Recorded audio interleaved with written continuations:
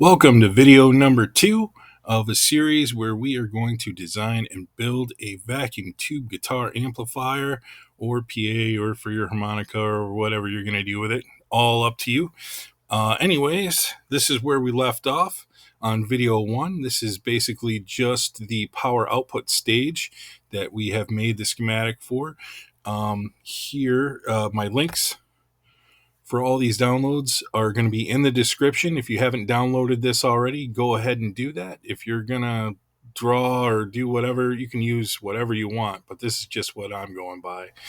And today, what we're going to do is we're going to be working with VTA DIY online. Let's do a quick recap.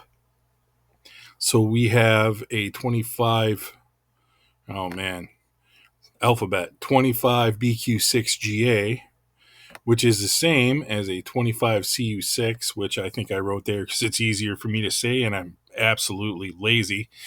And what we're going to do today is we're going to figure out the load for this transformer, the value for the bypass cap, and the value for the cathode bias resistor. We already have the grid resistance, which is half of the allowable input for this, which the max input resistance for grid number 1 here was 470K, and that was found on Frank Potniak, the characteristic tube sheet.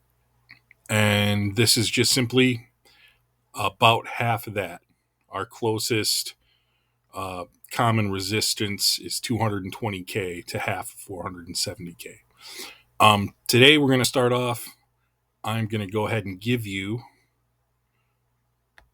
the voltage inputs because I don't want to jump around too much, and there's already a lot of that little shenanigans going on. And tomorrow, I'm going to show you how I came to the conclusion that we are going to use 115 volts DC. And so there's that. And let's move on. Let's get going. So like I said, these are all in the description. Go to vtadiy.com and get, if it ever opens up. All right, here we are.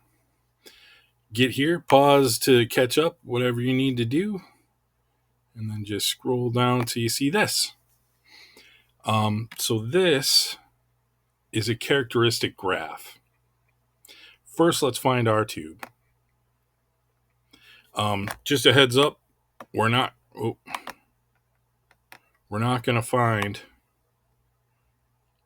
we are not going to find a 25 BQ6 or a 25 CU6. What we will find is 6 BQ6. And the only difference between this tube and our tube is that this tube uses a 6-volt heater and our tube uses a 25-volt heater, none of which affect this. All right, so let's dive in. So what you're looking at is here are the plate volts applied, and those would be applied right here to this transformer side. And here are the corresponding current in milliamperes on this side of the graph. And where they intersect are these parts here. So these blue lines, you'll see that these are negative volts and 5-volt intervals. So that is how this is going to be negative with respects to the ground and the plate once we figure out this. And I'll get into that. But those blue curves are volts in right here. And those would be your signal. And how they figure this out is, for example, come here to, we'll say, 100 volts. they apply nothing to your. I'm sorry about all these notifications. I should have turned that off. They apply nothing to the grid, so they don't have any volts or anything coming in right here to grid number 1. And they apply voltage to the plate. So say 200 volts applied to the plate and 0 volts applied to the grid, and they just read 313 milliamperes. You can see on that tag there, which is over here, roughly. They plot that point, and then they go to 250 volts and record the milliamperes again, and so on until they get all these curves. And they'll apply -5 volts and record all that. So that's all these curves are. No big deal. This here, this dotted line, this is our max power. And what that is if you look on where we were at frankpot.net, you'd see when we pulled up the characteristic sheet for our 25 BQ6 tube that it had a maximum plate dissipation of 11 watts. And that's all this line is saying is this is the maximum your plate can operate at. And how they figure this out is so watts is voltage times current. So what you do to figure out the current is you can say we want 250 volts applied to our plate. We divide 11 by 250, and our max current then in milliamperes is 44 milliamperes. If we operate on this side of the line, our tube is not going to last long. And it's probably going to eat up some grids and destroy the plate and all kinds of wonderful stuff. It might not happen right away, but it's going to sound better anyways operating down here. And speaking of operating, there's your operating point. So this point is designated by this resistor, the cathode bias resistor. And it is referred to as the quiescent operating point. And here I'll scroll down a little bit so you can see that. This is it right here. It is based on plate current, grid current, and the grid bias. So remember these blue lines here. This is 20 volts. This is 25 volts. And this operating point in between them is operating at 21.6 volts. Find that right here. This line right here, if you remember me saying we're going to figure out the load of the transformer, there's the load right there. This is what this page has started us on. So they have us operating at 165 volts with the operating point at 57 milliamperes with a load of 1500 and grid number 2 or screen volts of 150. So let's look at this. What operating mode? Let's start here. First thing we need to do is we have a pentode. That's what this tube is. That's pre-selected for you. And we're doing a single-ended output. PP, that is for push-pull. That is for a two-tube output. And we'll do maybe we'll do another amplifier sometime with a push-pull because those are definitely fun and we can get a lot of power out of them. But let's make changes we know already. First, I'm going to bring it so you can see this graph. First thing I'm going to do is change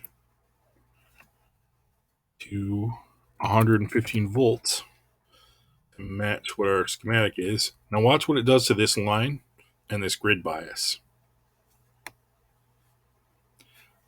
So it changed the operating point and it moved our load line further away from our max operating. Interesting. Now, our screen volts are also 115.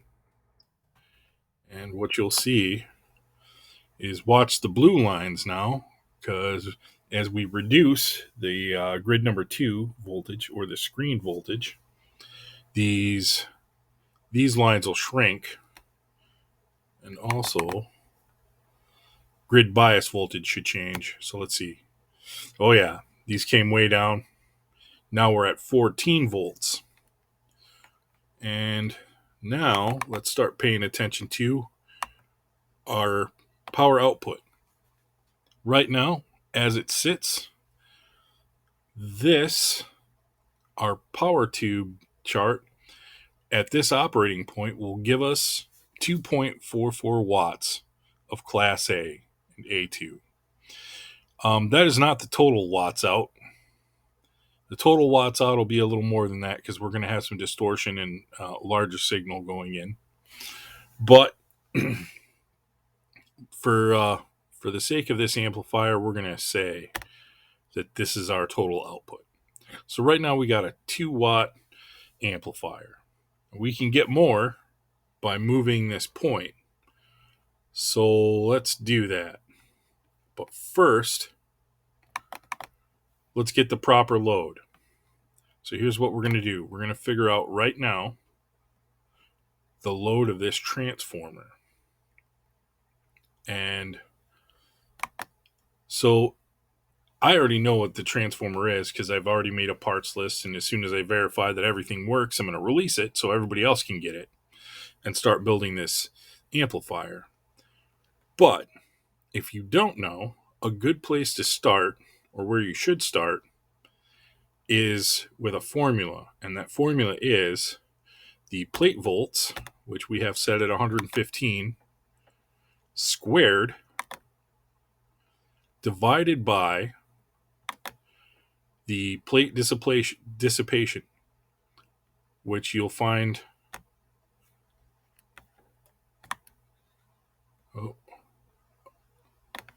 on this red line, 11 watts. So if we divide that by 11, it'll give us a really good idea of where we want our load to start.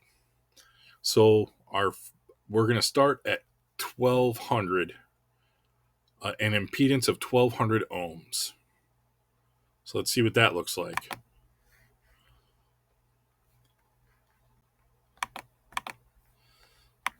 And then we'll find RK. 1200 ohms. Now watch this red load line. And it didn't move much. It moved in this way a little bit. But look what happened now. Our operating point is way to the right. And we want this operating point to be somewhere in the middle. So just for say's sake right now, let's get it closer to, let's see, what's this? So if it's 152 milliamps, we want it somewhere in the neighborhood of 75 milliamps. We'll be closer to center. But what's going to happen is this whole setup's going to move. But we'll be closer to center. See what it does. Boom. All right, now we're closer to our maximum operating. We're closer to the center. This is actually a really good location because you want it further to the right. Usually. Well, that's how I do it anyways. Why? I don't know. And look at our watts. We've gone from 2.4 to 3.37. We're making progress. Now let's see.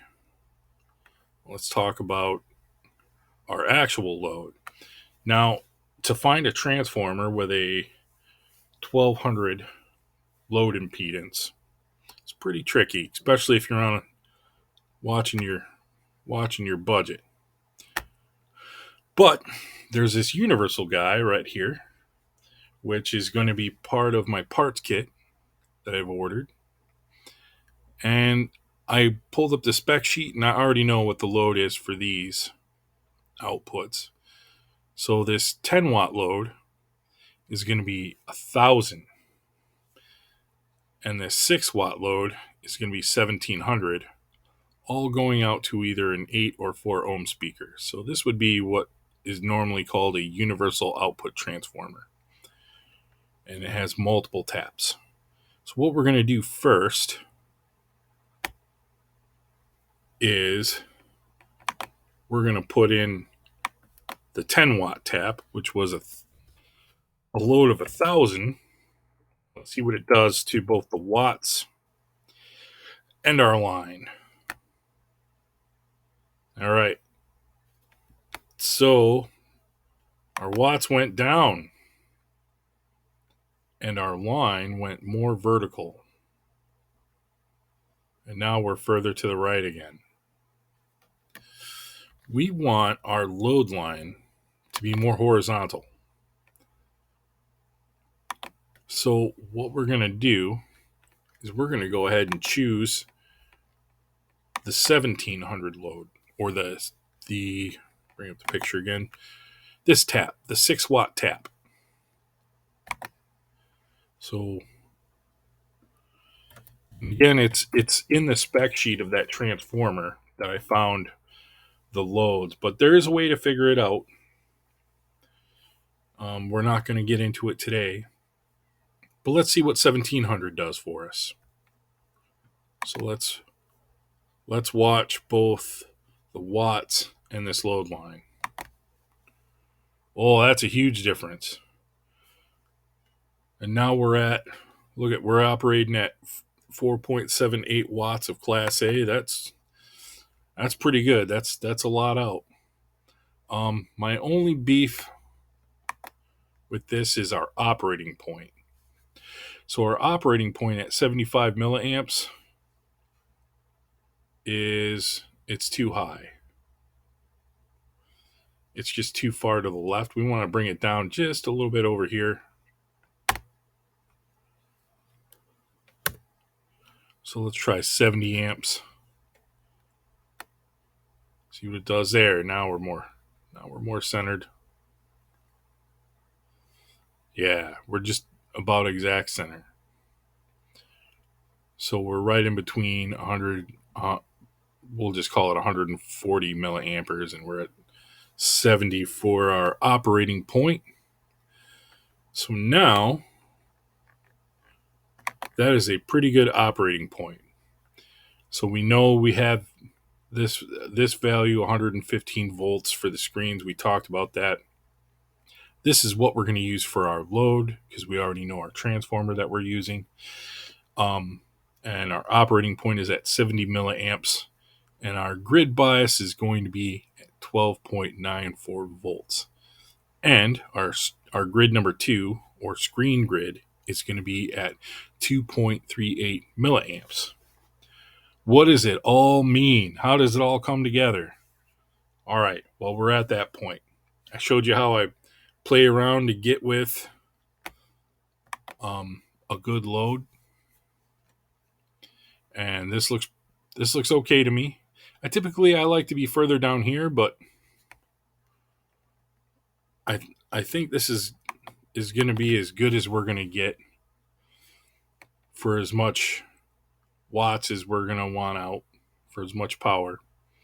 So now that we have these numbers, we can now get the value of the cathode resistor. And how we get that, go back here. We're going to plug some numbers into our handy dandy calculator. So to figure out resistance, it is going to be voltage divided by current in milliamps, or in amps. So the first thing we have to do is we have to add these two together so we know what we're dividing this voltage by. And it's going to be 72.38 milliamps. So So grid number 2 milliamps plus the plate milliamps is 72.38.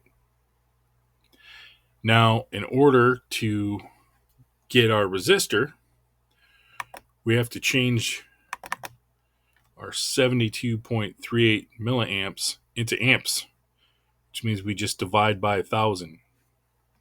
But first, here's our grid voltage that we want to maintain, 12.94. Ignore the minus for now.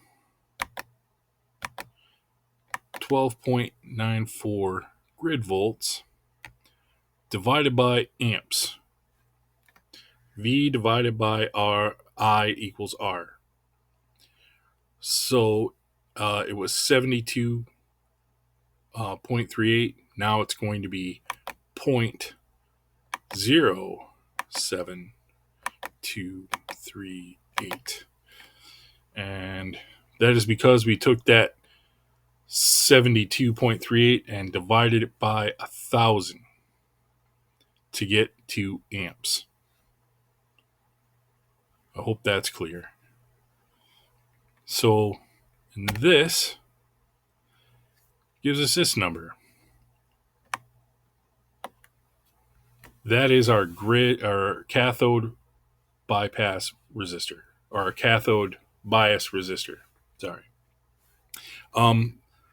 The closest resistor we're going to find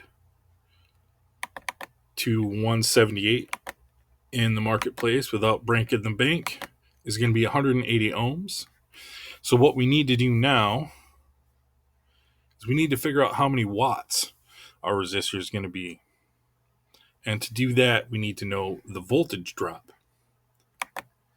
So we need to know the actual voltage drop from here to here.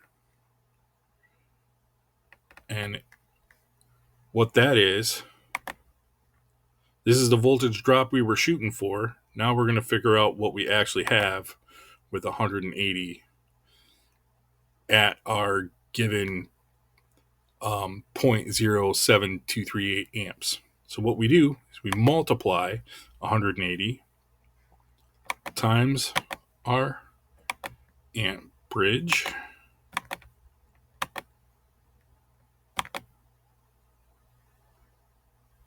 and that gives us a 13 volt drop. So R times I in amps equals voltage. So this is a 13 volt drop, which is really close to our original 12.94 that we have in our load line. So what we're going to do now that we have the volts is we're going to figure out how many watts, which is, if you remember from that dotted red line, the 11 watt dissipation. So we can figure out that by multiplying times our current again. So if we multiply this again by 0.07238 amperes, it'll give us just about 1 watt right here. So let's go back to our schematic and let's name this. So the value is going to be 180 ohms, and it's going to be working at 1 watt. So we want to give it extra room so it doesn't burn up. So I typically like to double it. So we're going to call it 2 watts. So I'm going to move this over here. So this resistor we now know is 180 ohms at 2 watts. It is going to make our tube operate right about there, roughly. And we also know the load of our transformer. So we can put that in. So double tap this K1 if you kept it. If not, go ahead and grab the text mode. But I'm going to double tap this. And I'm going to say my load is 1700. I'm also going to put another thing in there. I am going to put that it is a load of 1700 at 72.38 milliamperes. That way I don't have to go back and recalculate that. I know what's going in right here. Boom. All right, so we have our load, we have our resistor. All that's left to do in this power output stage is figure out this guy right here. And how do we figure this out? Well, we're not going to find it in here. But it is an equation, and I'll give you that equation now. It is going to be, did I write it down? So here's the equation. It's the reciprocal of 2 times pi times frequency times resistance. Now don't let that scare you. It's just plug and play. It looks fancy, but it ain't. So what we want to do, our frequency for our bypass capacitors is always going to be 10. Most when you design these, most amplifiers, when they get their capacitance, you'll see that the frequency is 6, 7, even 5. But 10's a great place to start. So in all cases, when you're figuring out a bypass capacitor, that is what I use to plug into this formula. So first part of the formula was 2 times pi. The second part of the formula was frequency. So we're going to multiply that by 10. And we'll get into another video about frequency response and frequencies and what have you not. But for right now, just understand that our frequency that we want to bypass is 10. That is the frequency at which this capacitor here is going to start becoming resistive. So it's only going to let these lower frequencies pass, or frequencies above that. Frequencies above that 10 to pass, and it's going to become more resistive to frequencies below that. So we don't get any weird introduced noise and that kind of thing. So the last part of this is now we multiply that by our resistor, which was 180 ohms. This resistor right here, 180.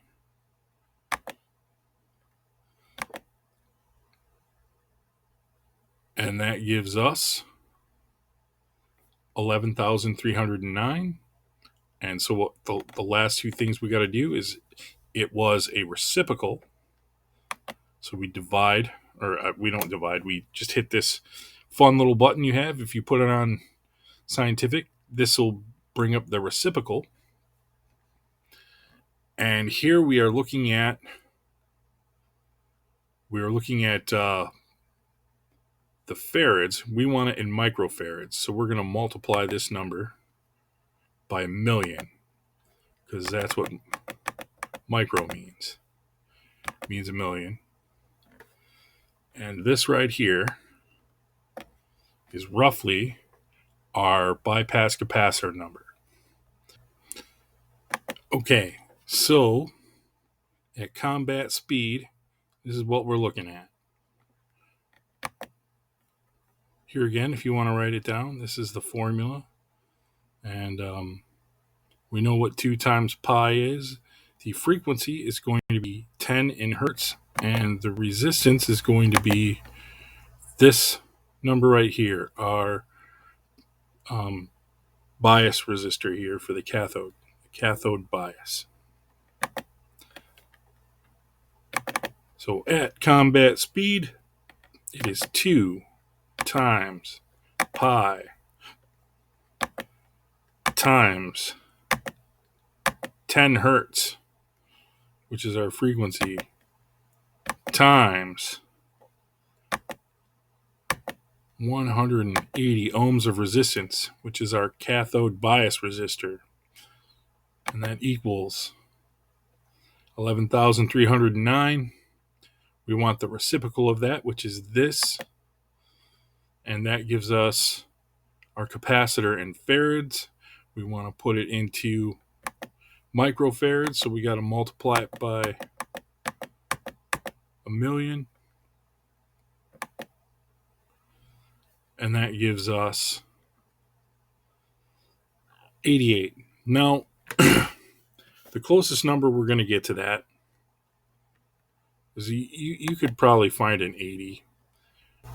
But real world, we're going to find a value for our capacitor as 100.